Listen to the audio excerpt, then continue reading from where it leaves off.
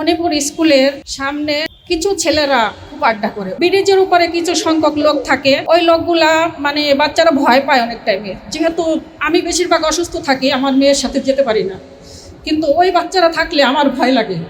এই ব্রাঞ্চ এই ব্রিজের উপরে, এই ব্রিজের উপরটা ক্লিয়ার করে দিতে হবে। কিশোর গ্যাং এবং মাদকের সমস্যা, এই দেখেন আওয়াজ এখানে সবচেয়ে বেশি জোরালো, এবং এইটা নিয়ে আমাদের মা বোনেরা বেশি শঙ্কিত। তাদের বাচ্চারা স্কুলে যাওয়া আসার পথে কি ঘটে যায়, তাদের বুক দৌড়বুড়ু করে। এখানে পুলিশের লোকেরা আছেন, আমি তাদেরকে অনুরোধ করব যে তারা যেন বিষয়টা সিরিয়াসলি নেয়। পুলিশ দেখলেই রাগ করবেন না যে পুলিশ কী করে, এই সমস্ত গ্যাঞ্জাম সামলাইতে পারে না, কিশোর গ্যাং সামাল দিতে পারে না, মাদক সামাল দিতে পারে না। ভাই পুলিশ কয়জন? মানুষ তো অনেক, আগে সচেতনতা দরকার। সব পুলিশের উপর দিলে চলবে না তো, আমাদেরও দায়িত্ব নিতে হবে। আমার সন্তানের পাহারাদারি আমার করতে হবে, কার সাথে উঠে কার সাথে বসে কখন কি করে কোথায় যায় এর খবর আমি রাখলাম না, সব দায়িত্ব পুলিশকে দিয়ে দিলাম। পুলিশকে সামাল দিতে পারবে এটা? এই জন্য আমাদের সকলেরও কিছু গার্জিয়ানশিপের জায়গা থেকে দায়িত্ব পালন করতে হবে। তা আমাদের এই এলাকার মূল সমস্যা হচ্ছে প্রথমে পানি, দ্বিতীয় পানি, তৃতীয় পানি।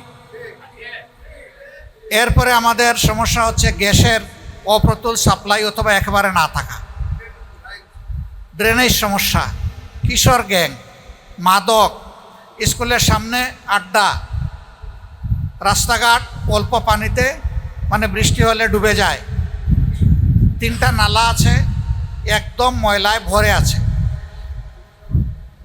সরু রাস্তাঘাট, কিছু করার নাই।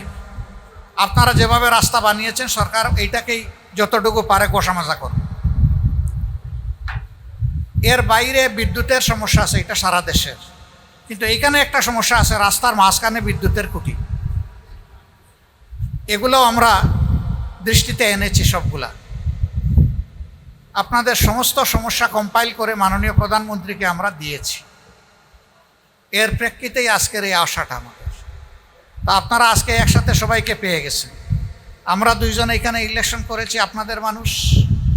উনি এইখানে বসবাস করেছেন বছরের পর বছর, সরকার বাড়ি মুড়ে, উনিও আপনাদের মানুষ।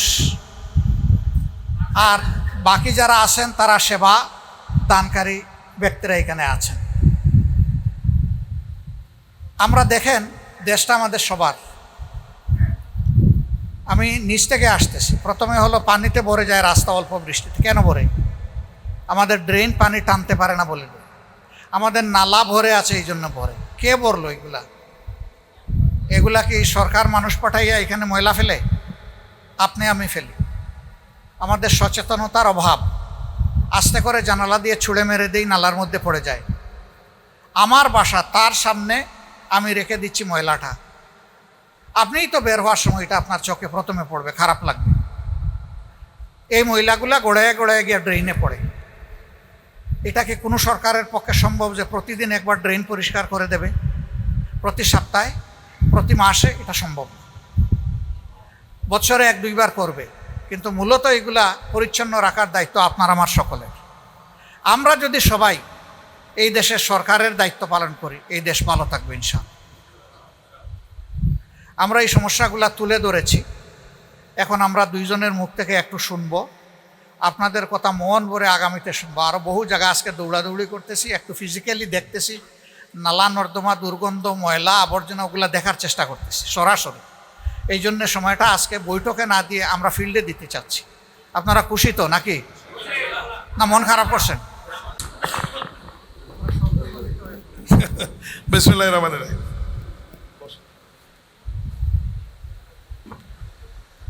আজকের এই মত বিনিময় সভায় উপস্থিত আমার শ্রদ্ধেয় বাংলাদেশের সম্মানিত বিরোধী দলীয় নেতা, এই এলাকা থেকে নির্বাচিত মাননীয় সংসদ সদস্য জনাব ডাক্তার শফিকুর রহমান সাহেব, মঞ্চে উপস্থিত উত্তর সিটি কর্পোরেশনের প্রশাসক শফিকুল ইসলাম খান মিল্টন, এখানে আমার সফর সঙ্গী হিসাবে সরকারি পর্যায়ে যারা উপস্থিত আছেন তারা হচ্ছে ঢাকা ওয়াসার সম্মানিত এমডি সাবেক সচিব আমিনুল ইসলাম সাহেব, উপস্থিত আছেন ঢাকা উত্তর সিটি কর্পোরেশনের প্রধান প্রকৌশলী বলছি রাকিব সাহেব, ব্রিগেডিয়ার জেনারেল। উপস্থিত আছেন প্রধান বর্জ্য ব্যবস্থাপনা কর্মকর্তা এয়ার কমোডোর হুমায়ুন সাহেব, ঢাকা উত্তর সিটি কর্পোরেশনের প্রধান নির্বাহী কর্মকর্তা সাহেব। উপস্থিত আছেন আমাদের তিতাসের প্রতিনিধি, বিদ্যুতের প্রতিনিধি, মানে আপনাদের যা যা প্রয়োজন আর কি, এবং সম্মানিত এলাকার মুরব্বীগণ, এলাকাবাসী এবং প্রিয় সাংবাদিক ভাইয়েরা, আসসালামু আলাইকুম রহমতুল্লাহ। দেশবাসীর কাছে দীর্ঘদিন পরে হলেও মহান আল্লাহর রহমতে আমি মনে করি যে বাংলাদেশের মানুষ সৌভাগ্যবান এই কারণেই যে তারা এই বাংলাদেশে তারেক রহমানের মতো একজন সংসদ নেতা এবং ডাক্তার শফিকুর রহমানের মতো একটি বিরোধী নেতা পেয়েছেন আল্লাহর রহমতে, এবং দুইজনের কেমিস্ট্রি এত সুন্দর। আমি নতুন সংসদ সদস্য, বগুড়া থেকে নির্বাচিত হয়ে আসছি। আমাদের জামাতে আমিরও নতুন সংসদ সদস্য, আমাদের প্রধানমন্ত্রী তারেক রহমানও নতুন সংসদ সদস্য।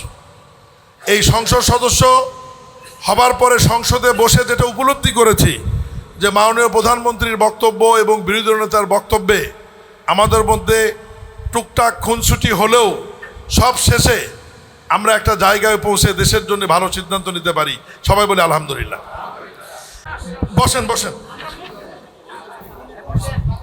আমি এমডি মহোদয়ের সাথে কথা বলে যেটুকু বুঝছি, মাননীয় বিরোধী নেতা, এখানে 5টি পাম্প বসালেই আপাতত সমস্যার সমাধান হবে।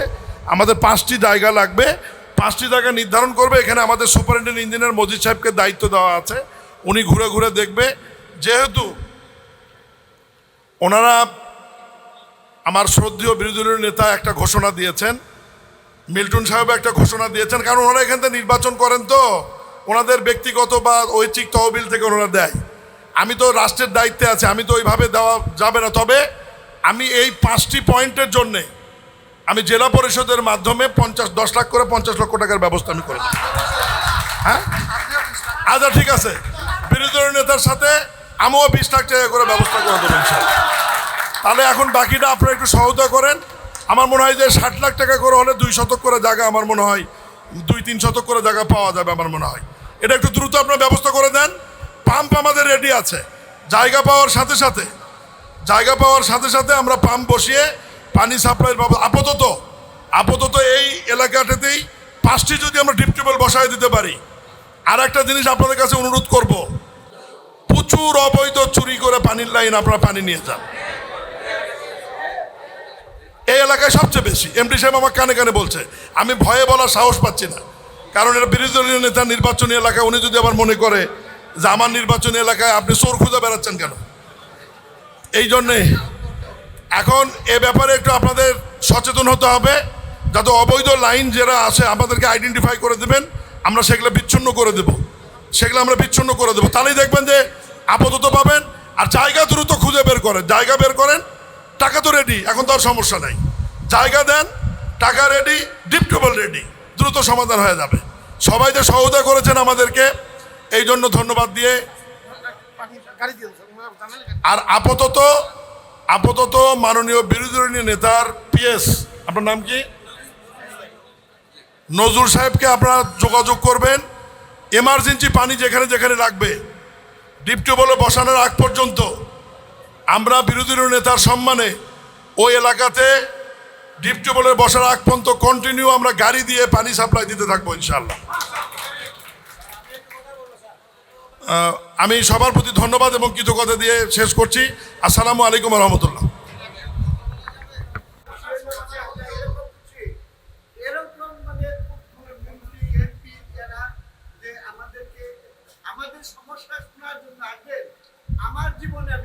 আল্লাহু আকবার। আল্লাহ ওনাদেরকে সম্মানিত করুন, দোয়া করেন।